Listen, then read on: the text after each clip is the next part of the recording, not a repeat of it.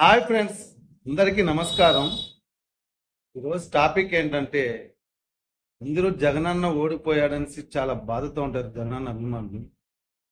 వాస్తవానికైతే జగనన్న ఓడిపోలేదు. బాగా ఆలోచన చేయండి. ఎందుకే మాట అంటున్నాను, ఇది అవునో కాదో వాస్తవం కాదో మీరే కామెంట్ చేయండి. ఎలాగంటే చంద్రన్న కూటమి జగనన్న పథకాలను పెట్టే ఈరోజు గెలుపొందింది. జగనన్న ఏ పథకాలైతే పెట్టాడో చంద్రన్న కూటమి ఆ పథకాలతోనే ఈరోజు గెలుపు అనేది పొందారు. అంటే ఈ 5 సంవత్సరాలు జనాలకి వాలంటీర్ల ద్వారా ఇంటింటికి ఇవ్వాల్సింది జగనన్న పథకాలే కదా. పేర్లు మారచ్చు, కానీ దాని సృష్టికర్త ఎవరు? జగనన్నే కదా.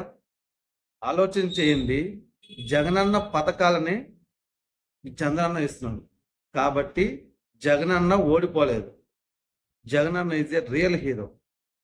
జగనన్న ఈ 5 సంవత్సరాలు సీఎం పేరుకు మాత్రమే చంద్రన్న, కానీ జగనన్నే ఒరిజినల్ సీఎం. అవునంటారా కాదంటారా మీరే ఆలోచించండి.